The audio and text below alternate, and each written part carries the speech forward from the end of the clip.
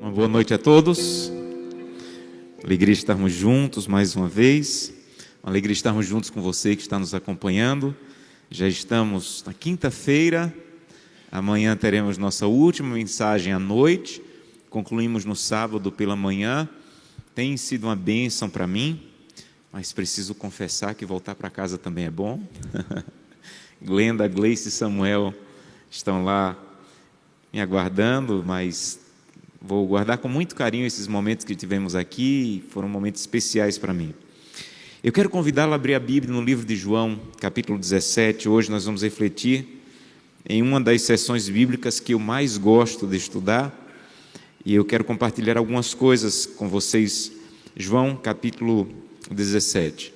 Vocês que estão nos acompanhando, muito obrigado. Nós estamos impressionados com a quantidade de visualizações, pessoas que estão assistindo agora ao vivo, pessoas que estão assistindo depois, que estão compartilhando com outras pessoas as mensagens. Superou em muito a nossa expectativa e nós louvamos a Deus por isso. Muito obrigado. Eu espero que as mensagens, tanto pela manhã como à noite, tenham ajudado você na sua caminhada cristã e que você tenha encontrado caminhos para viver um reavivamento em sua vida, em sua família. Deus abençoe você. João capítulo 17, antes de lermos, vamos fechar os olhos, vamos falar com Deus. Querido Pai, muito obrigado, Senhor, por tudo que já vivemos até esse momento, mas se ainda estamos aqui com a Bíblia aberta, é porque o Senhor ainda tem mais a nos falar. E é o que nós pedimos essa noite, que o Senhor fale ao nosso coração, que o Teu Santo Espírito possa ser sentido aqui entre os bancos da igreja, ou nas casas, no trabalho, no ônibus, onde as pessoas estiverem ouvindo essa mensagem, que o Teu Santo Espírito se aproxime para falar e que nos mostre claramente que um homem está falando, mas é a palavra de Deus que está chegando ao coração. Esteja conosco, Santo Deus, é o que te pedimos por Jesus. Amém. Quando você vai estudar a Bíblia, uma das coisas mais importantes é você ter a clara noção de que a Bíblia está dentro de um contexto. O texto que você está lendo está dentro de um contexto. A Bíblia, já falei isso essa semana, ela não foi escrita em capítulos e versículos. Então, por exemplo, quando João escreveu o Evangelho, ele não disse assim: agora vou parar e amanhã eu escrevo o capítulo 17, amanhã eu escrevo o capítulo 18. Quando ele escreveu o Evangelho, era um livro só, um contexto só. Quando os livros da Bíblia foram reunidos para ajudar a encontrar, aí colocou capítulos e versículos. Para encontrar é uma bênção, mas para entender o contexto nem sempre ajuda. Porque você precisa entender que o que você está lendo em João 17, por exemplo, está dentro do contexto do que foi dito antes, e que o que foi dito antes vai ajudá-lo a compreender o capítulo que você está lendo.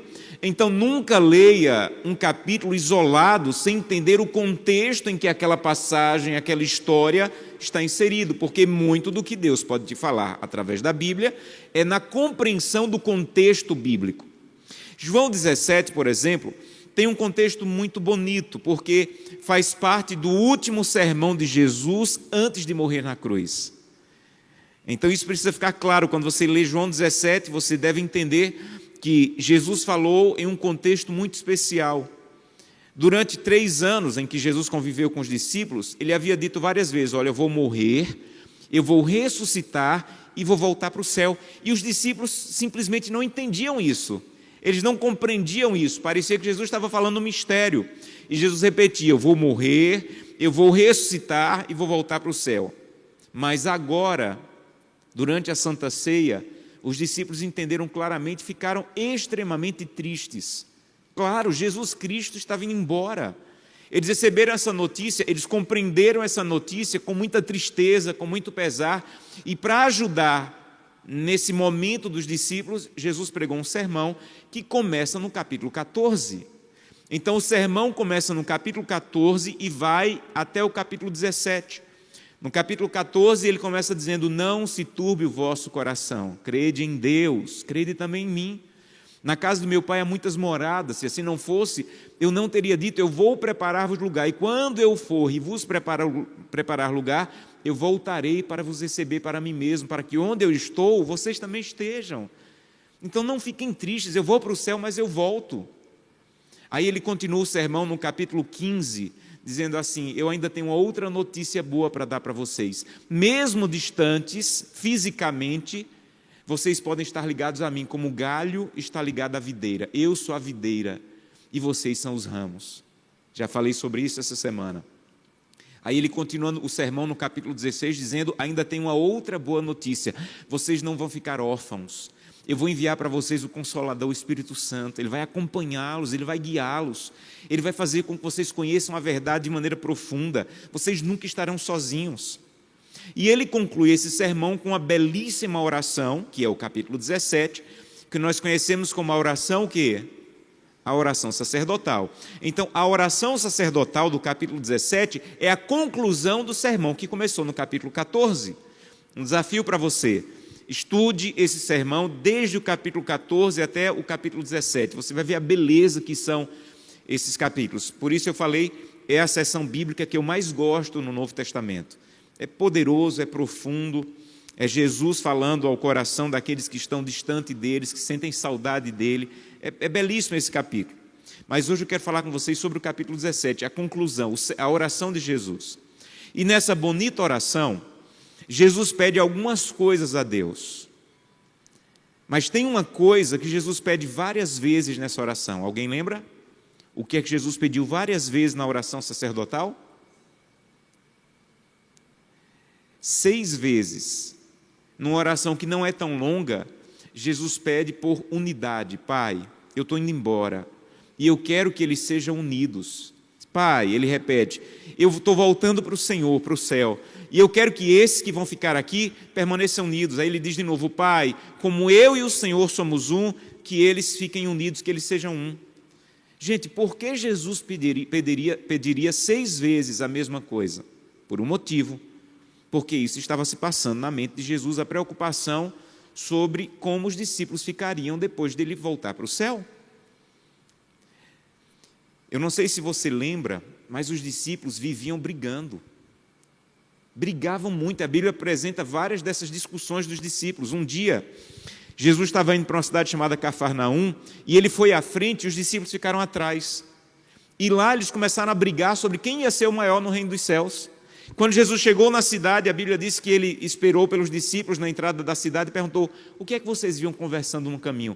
E a Bíblia diz que eles tiveram vergonha de dizer, porque eles não vinham conversando, eles vinham brigando. Um outro dia, uma mãe de um dos discípulos disse assim, Jesus, eu tenho um pedido para te fazer. E Jesus disse, pode fazer. Ela disse assim, olha, eu tenho 2 filhos aí com você. Quando o Senhor voltar, eu quero que coloque um filho meu no lado direito do teu trono e o outro filho no lado esquerdo. Aí os discípulos começaram a brigar, porque todos queriam o trono do lado esquerdo e do lado direito. E começaram a brigar. Se fosse para pedir a mãe, eu tinha pedido para a minha também vir pedir o trono para Jesus. E Jesus, eu imagino que na oração de João 17, pensou, meu Deus, eu acordo perto deles, eu durmo perto deles, eu prego para eles, eu curo perto deles, e eles vivem brigando, e quando eu for embora, eles vão se matar. Então ele pediu 6 vezes, Pai, ajuda, para que eles permaneçam unidos. Aí repetiu, Pai, que eles sejam um. Pai, que eu, como eu e o Senhor somos um, que eles também sejam um. Agora, que bom que discípulo que brigava só tinha naquele tempo, hoje não tem mais. Vocês estão rindo por quê? Infelizmente não. Esse problema perdura hoje. Como eu sei disso? Por causa do versículo 20 do capítulo 17. Olha o que diz lá. Capítulo 17, verso 20. Senhor, Jesus falou, eu não peço somente por esses 12 que estão aqui agora, mas também por todos aqueles que vierem a crer em mim por intermédio da tua palavra. Quantos aqui creem em Jesus por intermédio da palavra? Então Jesus orou por você também no capítulo 17. Ele disse, Pai, o que eu estou te pedindo agora é relevante para esses 12, mas vai ser relevante lá em 2023 também, porque vai ter um povo lá em 2023, Deus vai ser um povo nó cego, que vai brigar, que vai discutir, que vai querer fazer do jeito dele. Pai, então o que eu estou te pedindo agora, eu não estou pedindo só por estes, eu estou pedindo também por todos aqueles que um dia vierem a crer, que eles também permaneçam o quê? Unidos.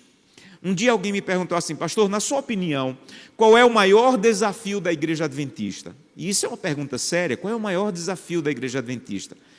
E pelo capítulo 17 eu cheguei à conclusão que, de longe, o maior desafio que nós temos como igreja adventista é como manter essa igreja unida.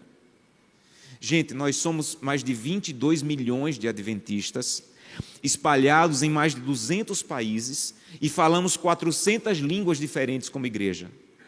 Você só tem 3 pessoas em casa e já tem dificuldade de manter as 3 unidas. Imagina manter 22 milhões em diversos países diferentes, falando línguas diferentes. Então, o maior desafio que nós temos como igreja adventista é como manter essa igreja unida. Mas louvado seja Deus, porque apesar das dificuldades, Deus tem mantido essa igreja unida. E é sobre isso que eu quero falar para você. As coisas que Deus tem usado para manter a igreja adventista unida, e você que está frequentando a igreja, que está conhecendo a igreja, precisa entender isso. E você que já é membro da igreja precisa entender e se envolver com isso. Há 3 coisas que Deus tem usado para manter a igreja adventista unida. A primeira coisa são as nossas doutrinas. A primeira coisa que tem mantido a igreja adventista unida são as nossas doutrinas. Se você sair daqui agora e você viajar para o Japão e frequentar e visitar uma igreja no Japão e perguntar quais são as crenças que vocês têm como adventistas aqui no Japão, sabe o que você vai ouvir? As mesmas que você tem no Brasil. Se você sair daqui agora e for para a Austrália, procurar uma igreja adventista na Austrália e perguntar: olha, o que é que vocês creem aqui como adventistas? Sabe o que você vai ouvir? O mesmo que vocês creem no Brasil. Não importa em que lugar você vá no planeta, a igreja adventista tem as mesmas crenças fundamentais. A pergunta é: como isso é possível? Gente, só é possível 22 milhões de pessoas terem a mesma crença, as mesmas crenças, se essas crenças saírem da mesma fonte. E as nossas crenças, elas saíram da mesma fonte, a palavra de Deus. Nossas crenças, elas não saíram de uma reunião de pastores que disseram assim: olha, eu acho que para essa região deveríamos crer nisso, para essa região deveríamos crer nisso outro. Tudo que nós cremos tem um fundamento bíblico. Eu não sei se emociona você, mas me emociona que a cada trimestre nós temos uma lição da escola sabatina, que a cada trimestre muda, e cada trimestre ensina uma parte da nossa doutrina. E essa lição de escola sabatina é a mesma em todo o planeta. Onde você vai no mundo, estudamos a mesma lição. Como é possível ter o mesmo manual de estudos em países diferentes? É porque esse manual de estudos é tirado da mesma fonte, a palavra de Deus. E vou dizer mais para você. A minha decisão de ser adventista é apenas por isso. O compromisso que essa igreja ainda tem com a palavra de Deus, com a verdade. Nós não cremos em coisas que saíram da cabeça de um concílio de pastores. Nós cremos em coisas que saíram da palavra de Deus. E vou dizer mais. Se hoje a igreja adventista se reunisse e dissesse assim: olha, de hoje em diante, como adventistas, nós não vamos mais crer nessa parte da Bíblia. Se a igreja adventista tomasse essa decisão, eu seria o primeiro a deixar a igreja adventista sem medo, sem nenhum receio.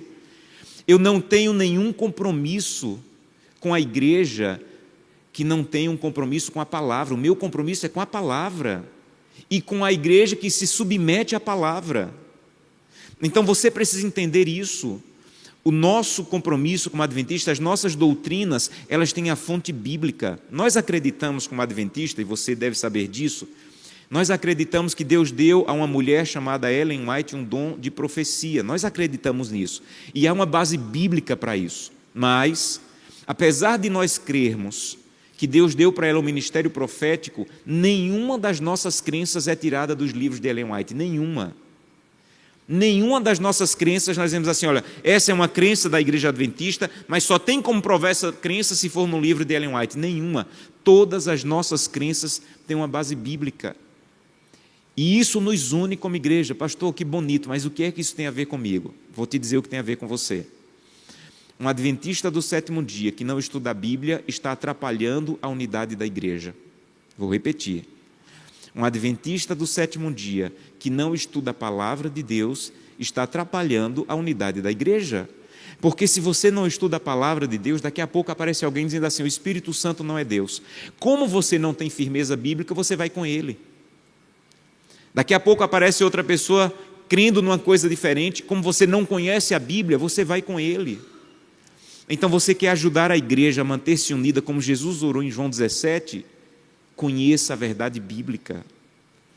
Um dia, um pastor adventista, já falecido, chamado Francis de Nichol, era um grande teólogo da igreja, ele teve um encontro com um pastor de uma igreja chamada Adventistas do Advento. A igreja Adventistas do Advento existe apenas na América do Norte. Na época dessa conversa, eles tinham 3.000 membros, a igreja adventista naquela época já tinha 13 milhões de membros, mas essa igreja adventista do Advento surgiu no mesmo período que a igreja adventista surgiu, por volta de 1844. E o pastor adventista perguntou ao presidente dessa denominação por que, na opinião dele, apesar de as duas igrejas terem surgido no mesmo período, a igreja adventista cresceu e se espalhou tanto pelo mundo, e a igreja adventista do Advento não havia crescido e se espalhado pelo mundo, apesar de ter surgido no mesmo período. E o pastor disse assim, não, mas nós também crescemos. Mas nós crescemos de uma maneira diferente de vocês. Nós crescemos assim. Um pastor aqui cria numa coisa um pouco diferente e já mudava o nome da igreja, Adventista, Advento disso. O outro pastor já cria numa coisa um pouco diferente e mudava a igreja. Nós crescemos, mas crescemos crendo em coisas diferentes. De alguma maneira, vocês adventistas cresceram com o mesmo nome e as mesmas crenças. Sabe o que é que eu digo quando eu ouço isso? Louvado seja Deus.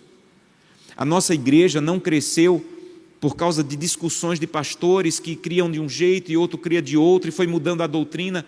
A nossa doutrina tem uma base bíblica e se você está conhecendo a igreja, eu desafio você a pesquisar para ver se isso é verdade. Há um livro chamado Nisto Cremos. Leia esse livro. O livro Nisto Cremos, ele traz a declaração oficial das nossas crenças. Principalmente para vocês que estão nos assistindo pela internet, eu peço um favor para você, não é justo julgar as crenças da igreja adventista por vídeos que você assiste na internet. Porque na internet você pode ver tudo e não ver nada ao mesmo tempo. Então, há pessoas que dizem assim, olha, eu não concordo com a igreja adventista porque a igreja adventista crê nisso. Eu digo assim, então se for desse jeito que a igreja crê, eu também não concordo com a igreja. Onde você viu isso? Ah, eu vi na internet. Se está na internet é verdade, não é assim que a gente diz? Se está na internet é verdade. Ora, eu digo, você não pode acreditar no vídeo que você viu de uma pessoa que prega contra a igreja. Você tem que ler esse livro, e se esse livro disser que é assim que nós cremos, aí você está certo. E eu já fiz isso com algumas pessoas que disseram, olha pastor, o que eu li no livro sobre a declaração de que vocês creem é o oposto do que eu vi nesse vídeo desse pastor criticando a igreja. Então você precisa acreditar e conhecer o que nós cremos, não a partir de vídeos que criticam a igreja, mas a partir de doutrinas que nós cremos como nós cremos. E uma boa fonte para isso é o livro Nisto Cremos. Então entenda bem, há muitos adventistas que ainda não entenderam o que eu falei hoje pela manhã, que o nosso chamado, o nosso nascimento profético, ele tem como principal ponto o chamado para pregar doutrinas que algumas boas denominações de cristãos extraordinários não estão ainda conhecendo, não despertaram. Eu falei essa semana que eu dou estudo bíblico para algumas pessoas que são cristãos incríveis. Como eu queria que mais dos nossos membros fossem como esses cristãos que eu estou dando estudo bíblico, de algumas denominações. E eu digo isso para eles. Eu não vim aqui, eu digo para eles, converter você já está muito bem convertido onde você está. Então, eu posso até querer converter alguém que não é cristão, tudo bem, mas você já é cristão. Sabe o que é que eu quero? Eu quero que você conheça verdades que você ainda não despertou para elas e são bíblicas. Então, com todo respeito, eu quero dizer para vocês que estão nos assistindo, alguns que estão aqui, a minha intenção, a nossa intenção como igreja não é converter você. Se você já teve um encontro com Cristo, Deus seja louvado, nós acreditamos que foi um encontro real. Mas há verdades bíblicas que você precisa conhecer, que talvez você ainda não despertou para elas, e são bíblicas. E como adventistas, meus irmãos, por favor, não se conforme com o conhecimento superficial da Bíblia. Estude a Bíblia de maneira profunda, porque isso mantém a igreja unida. Quanto mais perto do fim nós estivermos, mais irão surgir pessoas dentro da própria igreja, pregando coisas que estão contra a palavra de Deus. E se você não tiver verdade, fundamento bíblico, você vai embora. Você vai ser arrastado por essas doutrinas. Então, qual é a primeira coisa que nos une como igreja nossa? Se você não falar, eu começo a pregar de novo. As nossas doutrinas. E por que nós temos as mesmas doutrinas? Porque temos a mesma fonte para tirar as doutrinas, que é a palavra de Deus. E qual é a sua parte nisso?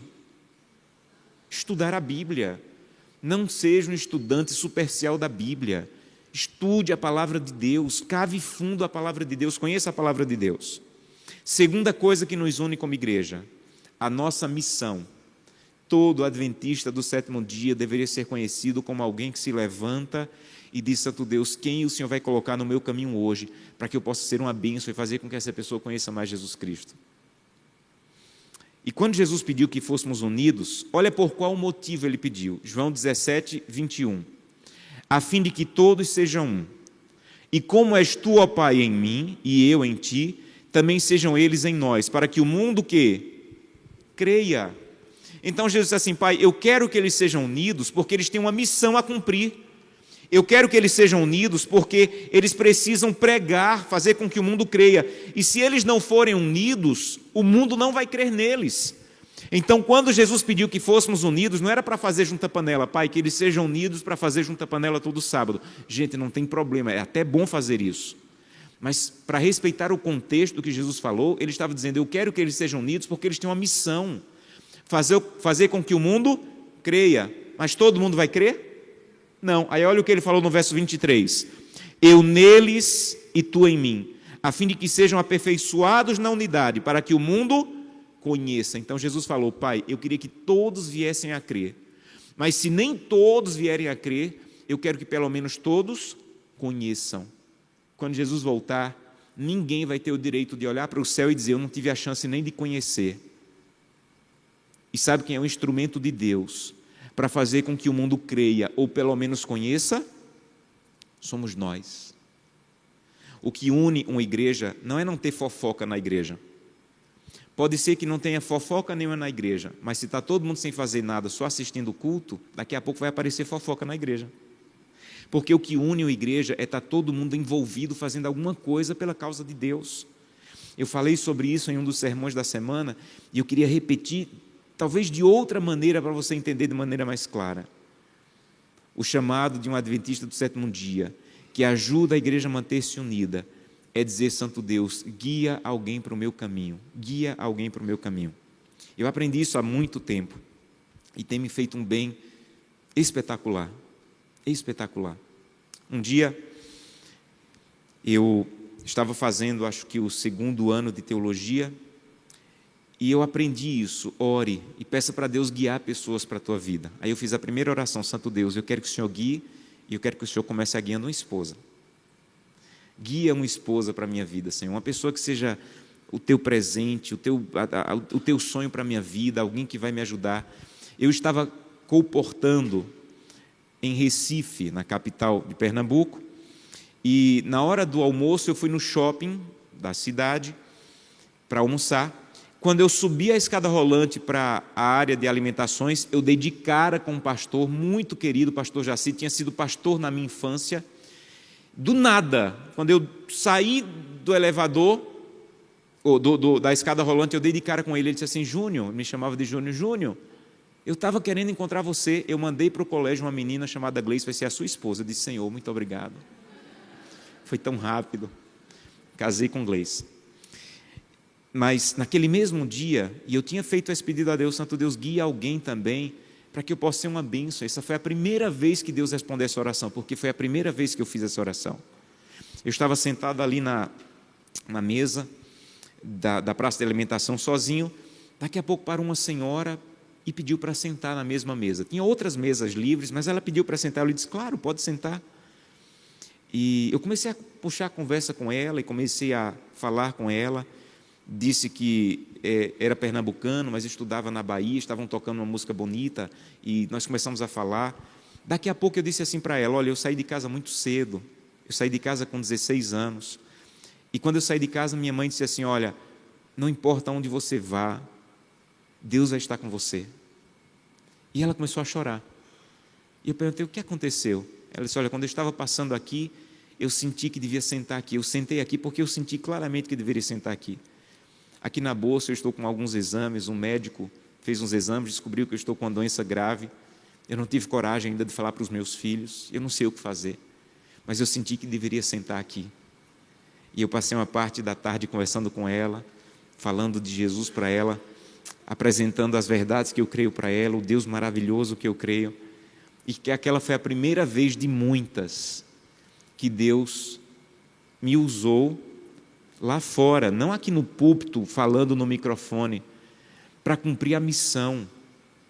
Porque cumprir a missão não é o que você faz na igreja, é o que você faz lá fora. Quando você diz: Santo Deus, guia alguém para a minha vida. Principalmente vocês que estão num grande centro urbano, às vezes nós colocamos na cabeça que num grande centro urbano não dá, é difícil, as pessoas não querem. Eu fui pastor numa cidade aqui no Brasil, e tinha uma igreja num bairro que é um dos bairros mais ricos do Brasil, condomínios de luxo, vários artistas moram nesse bairro, cantores famosos, e aquela igreja colocou na cabeça que não dava para pregar naquele bairro, afinal não tem como entrar nesses condomínios, nós não temos acesso a essas pessoas. Então, sempre que eles queriam fazer alguma coisa missionária, eles iam para outro bairro. Vamos entregar livro missionário em outro bairro, vamos fazer feira de saúde em outro bairro, porque aqui não dá, as pessoas não querem. Até que um dia alguém na igreja teve uma ideia: que tal se nós mandarmos um e-mail para Novo Tempo, perguntando se não tem por acaso alguém aqui no bairro que está estudando a Bíblia? Lembram que a Novo Tempo toda hora está oferecendo estudos bíblicos? Toda hora está oferecendo estudos bíblicos gratuitos.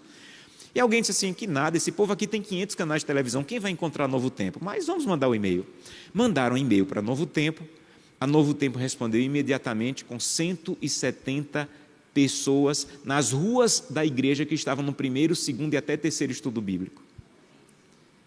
Pegaram esses nomes, colocaram no telão da igreja, e uma senhora, membro da nossa igreja, que é professora do doutorado nessa cidade, da Universidade Federal, ela se emocionou e alguém perguntou: irmã, por que você está emocionada? E ela disse: está vendo esse terceiro nome da lista? É a minha vizinha de porta. Somos vizinhas há anos, uma mulher importante, desembargadora, e eu nunca imaginei que ela queria alguma coisa com Deus.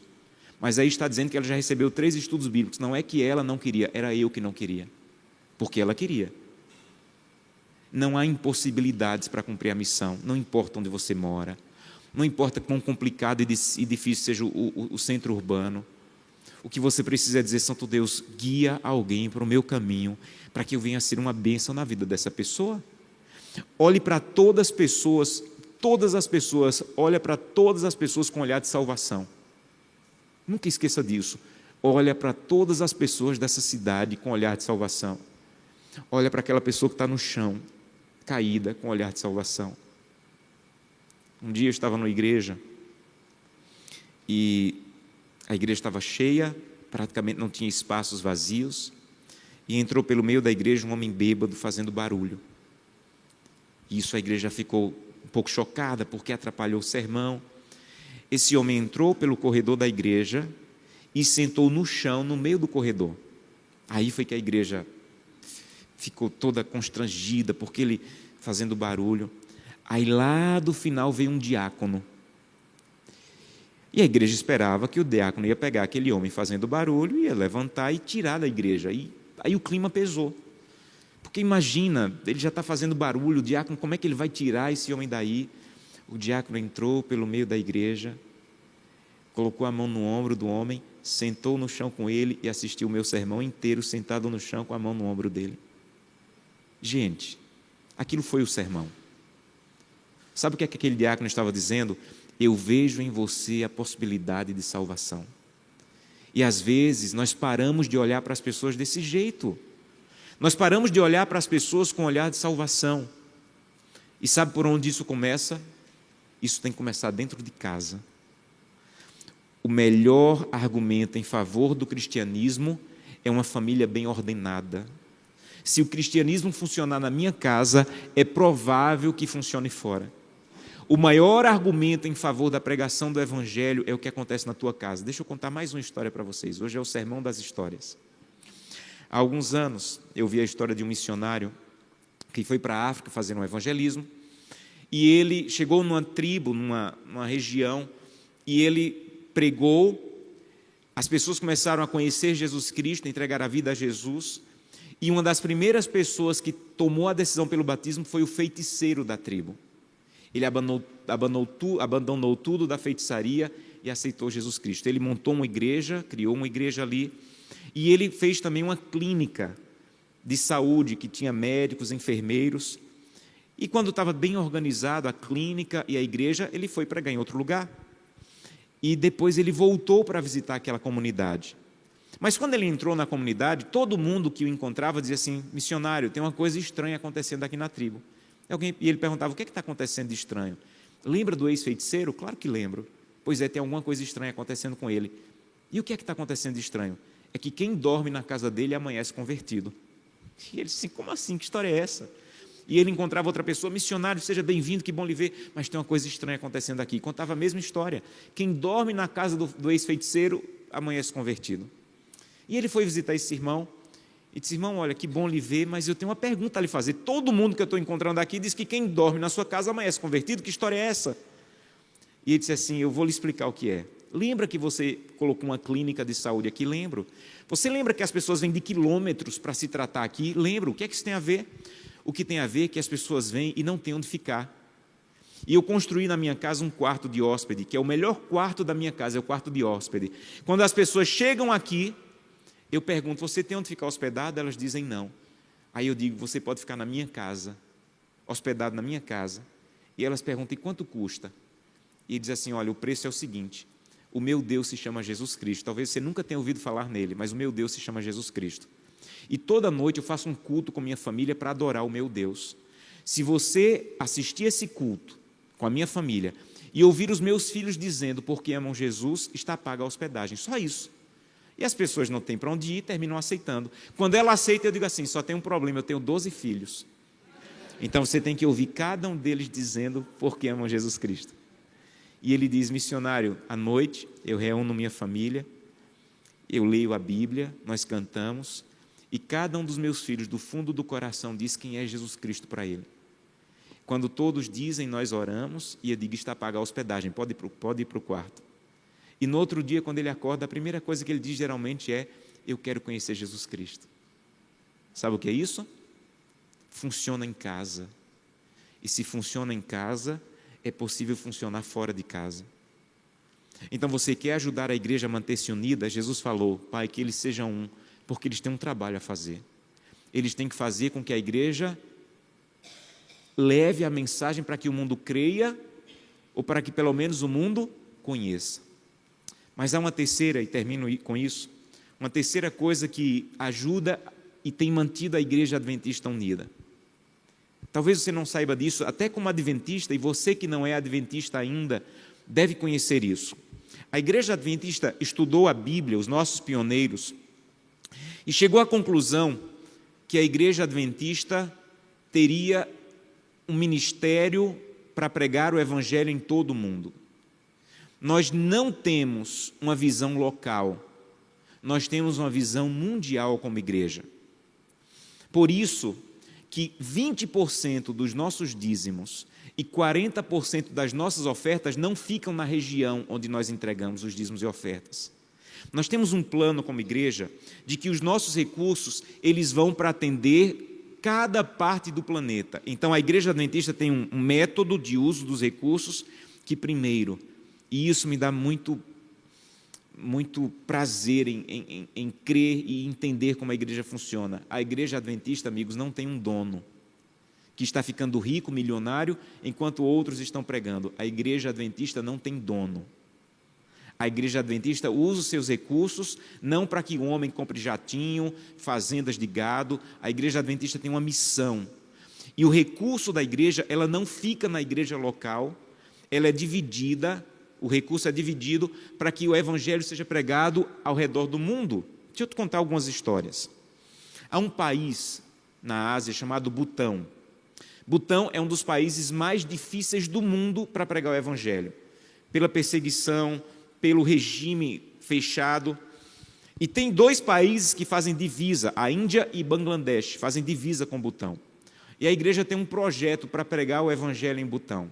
O projeto é o seguinte: eles pegam um radinho que é alimentado pela luz solar e eles colocam nesse radinho o livro Grande Conflito, estudos bíblicos, a Bíblia na língua do povo de Butão, e também sintonizam a rádio que nós temos chamado Rádio Mundial Adventista. Mas eles não podem entrar no país para levar esse radinho. Então, os irmãos desses países vizinhos, eles vão para o limite do país e eles amarram esse radinho num balão de gás hélio, aquele balão que sobe. E eles oram: Santo Deus, leva para onde o Senhor quiser. E quando o gás perde o efeito, o balão cai. E a Rádio Mundial Adventista tem recebido muitas mensagens, porque no radinho tem o endereço da Rádio Mundial, de pessoas dizendo: olha, caiu um radinho aqui no meu quintal. Eu escutei a mensagem e eu quero conhecer essa verdade. Talvez o que você não saiba é que esse radinho custa $15 e todos os meses uma parte das nossas ofertas daqui vão para a Rádio Mundial Adventista comprar esse radinho. E sabe o que me emociona? Imaginar que eu vou chegar no céu e vou encontrar pessoas de Butão, um país que eu não conheço, que nunca fui, que vão estar no céu porque um radinho, que uma oferta que eu dei no Brasil ajudou a chegar o evangelho lá. Eu não sei quanto tempo você tem de adventista, mas toda lição da escola sabatina você deve ver que atrás tem um mapa dizendo para onde irão uma parte das nossas ofertas naquele trimestre. Uma pessoa que tem 10 anos de adventista, a oferta dela já foi para 158 países. Eu não sei se tem alguém aqui ou alguém que está nos assistindo agora que em 10 anos já visitou 158 países. Mas pela maneira como a igreja lida com os recursos, em 10 anos a sua oferta já foi em 158 países. Há alguns anos eu tive o privilégio, a honra de visitar Moçambique na África. E foi uma das experiências mais extraordinárias da minha vida. O que aconteceu ali, o que Deus me ensinou ali, me marcou profundamente para a vida. Quando eu fui a Moçambique, muitos milagres aconteceram, e eu não tenho tempo para relatar todos, mas eu comecei a procurar alguns amigos, dizendo assim: olha, eu preciso de ajuda, porque eu não posso ir para Moçambique só levar sermão. Eu preciso levar ajuda, é um dos países mais pobres do mundo. E alguns amigos me ajudaram com recursos para comprar comida, outros me ajudaram com recursos para comprar roupa, material escolar. E um disse assim: pastor, eu vou lhe dar esse valor, mas eu quero que você compre Bíblias. Bíblia em Moçambique é um artigo de luxo. A Bíblia custa em média o preço de um salário mínimo. Imagina, elas vêm de outro país, é uma dificuldade ter uma Bíblia. Eu conheci pastores que a única Bíblia que tinha na igreja era dele, ninguém mais tinha Bíblia, porque não tem recursos. E eu fui comprar Bíblias lá. E quando eu fui comprar Bíblias, eu entreguei as Bíblias para os pastores que distribuíram para uma boa parte do país. E eu recebi outro dia um e-mail de um dos pastores dizendo assim: pastor, eu batizei 22 pessoas.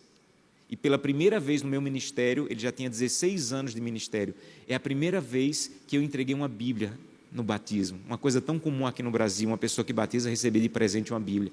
É a primeira vez, porque vocês mandaram as Bíblias do Brasil. Para eu poder comprar a Bíblia lá, eu levei dólares. E quando eu cheguei lá e fui trocar, porque só poderia comprar com a moeda local que chama metical, o governo de Moçambique, na época, tinha estabelecido que estrangeiros não poderiam trocar dólares por meticais. Eles estavam tentando baixar a inflação. Então, se eu não trocasse os dólares, eu não poderia comprar as Bíblias. E o presidente da associação disse: pastor, tem um jeito. Tem um grupo aqui de muçulmanos que trocam dinheiro de estrangeiros. Mas é o seguinte, é um lugar perigoso, tem assalto, é difícil, então nós vamos orar hoje e a gente vai lá trocar o dinheiro amanhã. Acho que eu nunca orei tanto na minha vida. E quando eu fui no outro dia, trocamos o dinheiro, deu tudo certo. Não tinha Bíblias na cidade de Beira, para onde eu fui, tivemos que comprar na capital e trazer a Bíblia. Por que eu estou contando essa história toda para você? porque há 3 trimestres a lição da escola sabatina dizia: uma parte da sua oferta vai para comprar Bíblias em Moçambique. Sabe o que é isso? Eu peguei um avião, 18 horas de voo, trocando dinheiro lá com eles, e você levou Bíblias, enviou Bíblias para o mesmo país daqui. Por quê? Pela visão que a igreja tem de que nós não somos uma igreja local.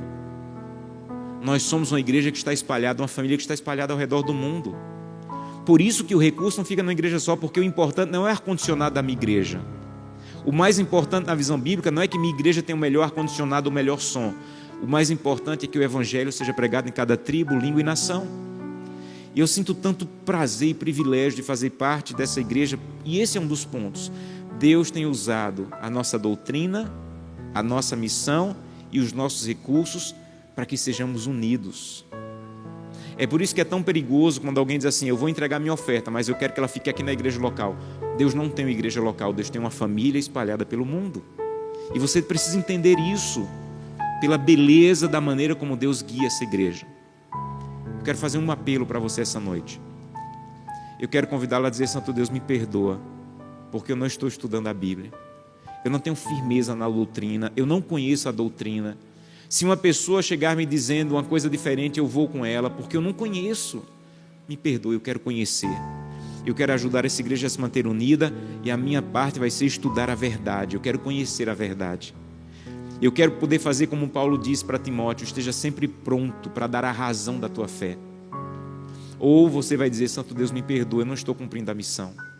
Eu venho para a igreja, assisto o culto, volto para casa para me alimentar de novo. E talvez espiritualmente eu já esteja obeso, porque eu estou apenas me alimentando.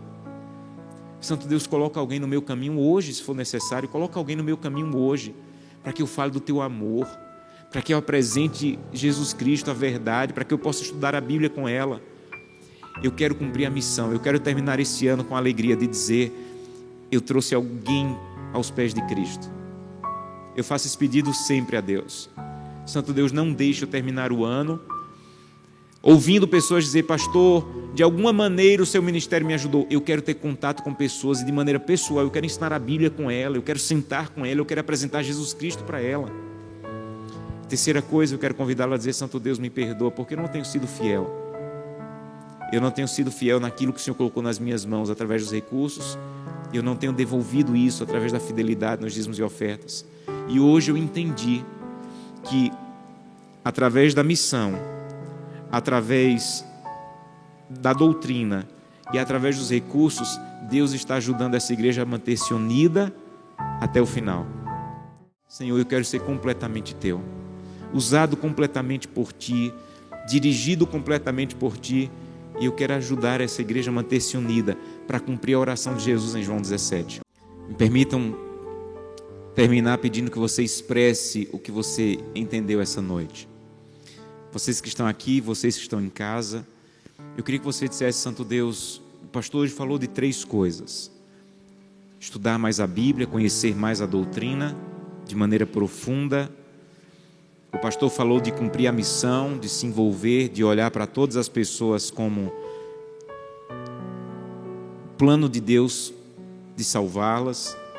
E o pastor falou sobre fidelidade, que ajuda a igreja a continuar avançando e pregando o evangelho a todo mundo. E alguns desses pontos, ou nos 3 ou em um deles, eu quero crescer.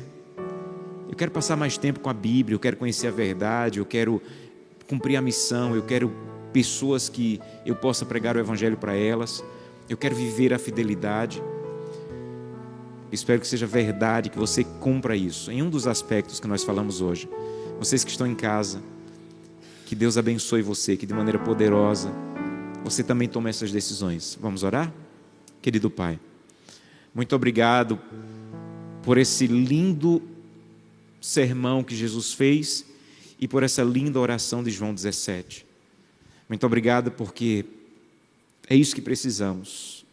Nós precisamos estar unidos. E nós precisamos entender que há algumas coisas que nos unem como pessoas, mas também como igreja. E essa noite nós estudamos 3 coisas e estamos de pé para dizer: Santo Deus, eu quero viver isso. Eu quero ter firmeza na palavra, eu quero conhecer a doutrina, eu quero estudar mais. Eu tenho tempo para séries, eu tenho tempo para o que eu gosto, para algum lazer. Eu quero ter tempo agora para conhecer a Tua verdade. Eu não quero ser arrastado por qualquer vento novo de doutrina. Ou alguns vão dizer: Santo Deus, eu quero ajudar essa igreja a manter-se unida, cumprindo a missão. Usa-me, Santo Deus, guia pessoas ao meu caminho. Eu não sei bem por onde começar, mas o Senhor sabe que há pessoas que eu posso influenciar, que estão próximas de mim, e eu quero ser usado por Ti para levar essas pessoas a conhecerem a verdade, a graça e a maravilha que eu conheço. Ou outras pessoas podem estar dizendo: Santo Deus, eu quero pregar aqui com os meus dons, e eu quero que os recursos que o Senhor colocou em minhas mãos continuem pregando em lugares que eu não posso ir.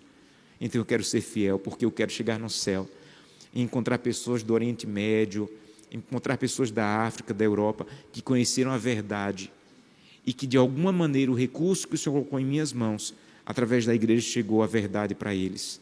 E no céu nós vamos passar muito tempo ouvindo essas histórias. Então estamos de pé dizendo: ajuda-nos, Senhor, a cumprir isso. Em nome de Jesus te pedimos. Amém. Que Deus te abençoe.